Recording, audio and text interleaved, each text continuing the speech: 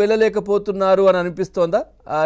So ఇప్పుడు ఎవరైతే share చేశారో వాళ్ళని పట్టుకోవడమో కేసు పెట్టడమో ఇదే అనిపిస్తోంది, కానీ ఆ మూలాలు ఎక్కడి నుంచి వచ్చింది, అది దీని ప్రధాన ఉద్దేశం ఏంటి, ఇట్లాంటివి ఎందుకు బయటకు తీయలేకపోతున్నారు, అట్లేమని అనిపిస్తోందా?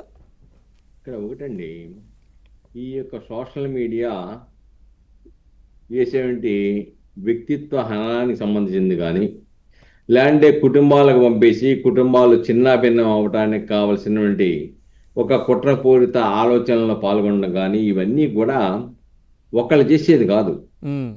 ఒక సమూహం కుట్రపూరితంగా చేసేటువంటి వ్యవస్థీకృత నేరాలుగా వీటిని మనం పరిగణించాలి. కాబట్టి ఇటువంటి వ్యవస్థీకృత నేరాలు పెట్టాలి అంటే, ఆ సెక్షన్లు పెట్టాలంటే, గతంలో వీళ్ళు చేసినటువంటి నేరాల మీద ఛార్జ్షీట్ దాఖలు చేసి ఉండాలి. కేసులు కడుతున్నారు, ఛార్జ్షీట్లో జాప్యం చేస్తూ ఉన్నారు. తద్వారా వ్యవస్థీకృత నేరాల నుంచి వాళ్ళు తప్పించుకుంటూ ఉన్నారు ఆ సెక్షన్ల నుంచి.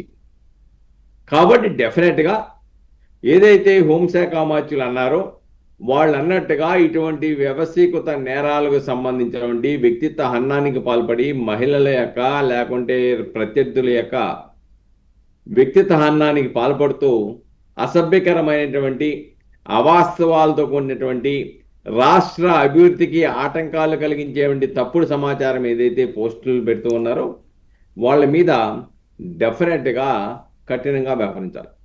లోకేష్ గారు చేసినటువంటి కోరలు పీకేస్తామని చెప్పేసి ఏదైతే అన్నారో, ఇది రోజాకో జగన్మోహన్ రెడ్డికో మాత్రమే కాదు, లేదంటే వైఎస్ఆర్సీపీ నాయకులు మాత్రమే కాదు, రాష్ట్రంలోని వైసీపీ సోషల్ మీడియా విభాగానికి ఒక బలమైన హెచ్చరికగా దీన్ని మనం భావించాలి. కామన్గా ఏంటంటే కోరలు పీకేస్తారంట నారా లోకేష్ గారు అంటారు. ఆయన అర్థం అది కాదు. కోరలు పీకేస్తామంటే భౌతిక దాడులు కాదు, చట్టపరమైన చర్యల ద్వారా వారి నోరు నొక్కేస్తామని దాని అర్థం. దాన్ని కూడా వక్ర భాషలు చెప్పేంటి వ్యక్తులు వైఎస్ఆర్సీపీలో లేకపోలేదు. అలానే సోషల్ మీడియాకు సంబంధించినటువంటి ఫేక్ ఐడీలతో అసభ్యకర పోస్టులు పెట్టే వారిని గుర్తించడానికి కూడా ప్రభుత్వం ఇంటర్నెట్ ప్రోటోకాల్ అడ్రస్ ఆధారంగా ట్రాక్ చేస్తూ ఉంది. ప్రభుత్వం ఇప్పటికే దాదాపుగా 100 మందికి పైగా వైసీపీ కార్యకర్తలకు నోటీసులు వెళ్ళాయని తెలుస్తూ ఉంది, పంపించడం జరిగిందని చెప్తూ ఉన్నారు. ఇక్కడ ఇంకోటి ఏంటంటే కొత్త విషయం, నోటీసే కదా అని తీసుకునే అది ఉంటుందా, లేదంటే దాని ఏమైనా సీరియస్గా ఉండే అవకాశం ఉంటుందా? తీసుకున్న తర్వాత దాని మీద వివరణ వచ్చిన తర్వాత వివరణ ప్రాతిపదిక కేసులు కట్టేసి అరెస్టులు చేయడానికి అవకాశాలు ఉన్నాయి. కాబట్టి నోటీసులే కదా అని చెప్పేసి కాదు, నోటీసులు ఇచ్చి రమ్మంటారు, విచారిస్తారు. విచారణలో కనుక ఆయన పెట్టే సమాధానాలు వీళ్ళ దగ్గర ఉన్న ఆధారాలను పెట్టేసి విచారణ పేరుతో అరెస్ట్ చేయడానికి అవకాశాలు ఉన్నాయి. కానీ అలానే ఇది రాజకీయ కక్షాదింపు, లోకేష్ గారి రాజ్యంలో రెడ్ బుక్ రాజ్యాంగం నడుస్తుంది, తప్పుడు కేసులతో ప్రతిపక్ష నాయకులను వేధిస్తున్నారని పాపం వైఎస్ఆర్సీపీ వాళ్ళు వాపోతూ ఉన్నారు. ఆయన లోకేష్ గారు చెప్పారు, అయా రెడ్ బుక్ రాజ్యాంగం రెడ్ బుక్లో రాసుకుంది చట్టాన్ని ఉల్లంఘించడం గురించి, దాంట్లో 3 పేజీలు కూడా భర్తీ కాలేదు ఇప్పటికీ, ఇంకా చాలా పేజీలు ఉన్నాయి. కానీ మేము రాజకీయ కక్షతో వెళ్ళటం లేదు, చట్టాన్ని ఉల్లంఘించిన వాళ్ళ మీదే చట్టపరమైన చర్యలు తీసుకుంటున్నామే తప్ప వ్యక్తిగత రాజకీయ ప్రతీకార వాంఛ చేయటం లేదని చెప్పినా కానీ ఇంకా రెడ్ బుక్ రాజ్యాంగం నడుస్తుందనే ఒక వింత వాదన సోషల్ మీడియాలో.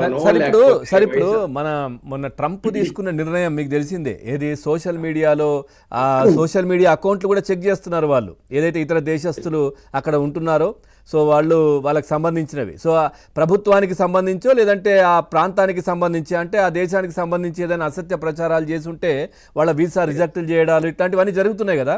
సో ఇక్కడ కూడా నిజంగా అట్లాంటిది ఒకటి తీసుకురావాలి సార్. పొద్దున వాళ్ళు ఏదైనా ప్రభుత్వ ఉద్యోగానికో లేకపోతే దేనికైనా అప్లై చేస్తే సో రాష్ట్రం పైన రాజధాని పైన ఈ ప్రాంతం పైన విష ప్రచారం చేసిన వాళ్లకు ఆ ఉద్యోగాలు రాకుండా చేయాలి. ఇక్కడ ఆల్రెడీ నారా లోకేష్ గారు కూడా చాలా స్పష్టంగా దాని గురించి చెప్పారు. సోషల్ మీడియా నేరాలను అరికట్టడానికి ఇతర దేశాల్లో ఉన్న కఠిన చట్టాలను అధ్యయనం చేయాలని చెప్పి కూడా అధికారులను ఆదేశించిన విషయాన్ని ఇక్కడ మనం గమనించాలి. అంటే మీరు చెప్పినట్టుగా అమెరికా లాంటి దేశాలు ఇతర దేశాల్లో సోషల్ మీడియా ద్వారా అసభ్యకరమైనటువంటి లేకుంటే అవాస్తవాలతో కూడినటువంటి ప్రచారం కనుక చేస్తే వాటి మీద ఇతర దేశాల్లో కఠినమైన చట్టాలు ఏమున్నాయి, ఆ చట్టాలని పరిశీలించి దాన్ని ఆంధ్రప్రదేశ్లో కూడా ఆ రూపేణా ఒక కమిటీ ఆల్రెడీ వేశారు. ఉమ్, ఆ కమిటీ కూడా పరిశీలించేసి వాటి మీద చట్టాన్ని సోషల్ మీడియాకు సంబంధించినటువంటి వీటికి ప్రత్యేకమైన ఒక చట్టాన్ని రూపకల్పన చేయాలని చెప్పేసి కూడా రాష్ట్ర ప్రభుత్వం భావిస్తూ ఉంది. ఉమ్, దానిలో భాగమనే విదేశాల్లో ఉన్న ఆ కఠిన చట్టాలను కూడా చేయటం, అలానే కర్ణాటక లాంటి వాళ్ళు కూడా డ్రాఫ్ట్ ఈ యొక్క సోషల్ మీడియా అక్రమాలను అరికట్టడానికి ఒక చట్ట రూపకల్పన చేసింది, బిల్లుని. దాన్ని కూడా పరిశీలించడం ఇలా చేసి మొత్తం ఇక్కడ సమన్వయ సెల్ ఒకటి ఏర్పాటు చేశారు ఆంధ్రప్రదేశ్లో. ఉమ్, రాష్ట్ర స్థాయిలో ఐటీ, హోంశాఖ, న్యాయశాఖల అధికారులతో ఒక సమన్వయ సెల్ ఏర్పాటు చేస్తున్నామని చెప్పేసి లోకేష్ గారు ప్రకటించారు.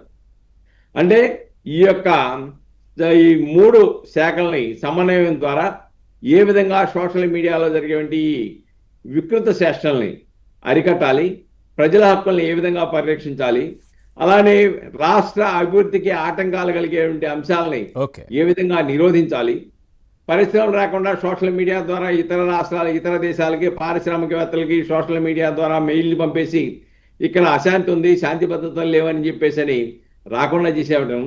అలాగనే ఇక్కడ చాలా స్పష్టం ఏంటంటే పోలీసు వ్యవస్థ కఠినంగా వ్యవహరించాలని చెప్పడానికి ఒక ప్రధానమైన కారణం ఏంటంటే పీపీపీ ద్వారా వైద్య కళాశాలలో టెండర్ల కాల్ఫర్ చేస్తే ఎవరు ఆ కళాశాల నిర్వహించినా మేము వచ్చిన తర్వాత అందరినీ బొక్కలో వేస్తామని చెప్పేసి అన్నా కానీ ఆ టెండర్లు